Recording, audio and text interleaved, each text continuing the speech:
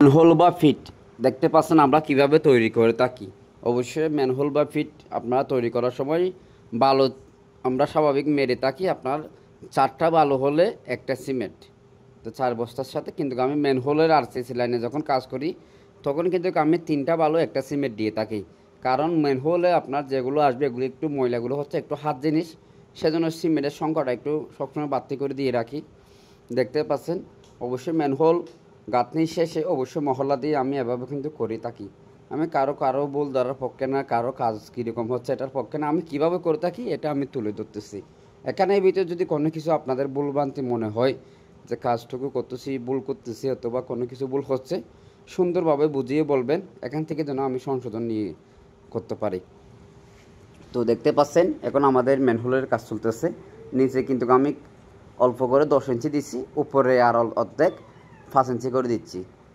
গাঁথনি করার পরে অবশ্যই একটু বাইনগুলো মেরে দেওয়ার পরে বাদ বাকি মশলাগুলো অবশ্যই একটু ক্লিয়ার করে দিতে হবে, কেননা প্লাস্টার করার সময় এগুলো শক্ত হয়ে গেলে তখন কিন্তু আবার সিনেমা তুল দিয়ে আমাদেরই পরিষ্কার করা লাগবে। সেজন্য প্রত্যেকটা জয়েন্টে একটু মশলা ভালোভাবে ঢুকিয়ে দেওয়ার চেষ্টা করতেছি। তো কেমন হচ্ছে কাজটুকু অবশ্যই আপনারা বলবেন। বাহির সাইডে জয়েন্টগুলো আমি টেনে দিচ্ছি। তো আমাদের 8 ইঞ্চি এবং ময়লারটা আমি 8 ইঞ্চি দিয়েছি, ওয়াস্ট ওয়াটারেরটা 6 ইঞ্চি দিয়েছি ভবন মালিকের সাথে পরামর্শ করে। তো দেখতে পাচ্ছেন আমি প্রত্যেকটা জয়েন্টে কিন্তু যেগুলো মহলে একটু গ্যাপ থেকে গেছে এগুলো আমি একদম ক্লিয়ার করে দিচ্ছি, যাতে ম্যানহোলটা দীর্ঘস্থায়ী এবং টেকসই হয়। তো দেখতে পাচ্ছেন কীভাবে আমি ম্যানহোলগুলো করে থাকি, ম্যানহোলের কাজটা আমি কীভাবে আমি ম্যানহোলগুলো তৈরি করে থাকতেছি। অবশ্যই পাইপের গোড়ায় একটু মহল্লা ডুলে যাচ্ছে, সেজন্য একটু সিবি দিচ্ছি। একটু পর শক্ত হয়ে গেলে আবার একদম ক্লিয়ার করে দেব।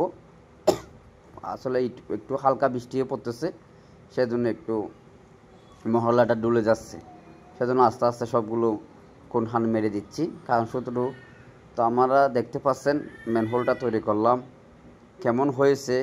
এখানে যারা অনলাইন জগতে অনেক অভিজ্ঞ বড় ভাইয়েরা আছেন, সুন্দরভাবে আমাদেরকে বুঝিয়ে বলবেন যে ভাই আপনি এই ম্যানহোলটা তৈরি করলেন, আপনি চাইলে এভাবে করতে পারতেন, অথবা আপনার করাটা সঠিক হয়েছে। আপনাদের পরামর্শ নেওয়ার জন্য মূলত আমাদের ভিডিওগুলো ছাড়া। কারো আমি এভাবে করি আরেকজন এভাবে করে এটা বলার পক্ষে না। তো ভালো খারাপ তুলে ধরতেছি আপনাদের মাঝে।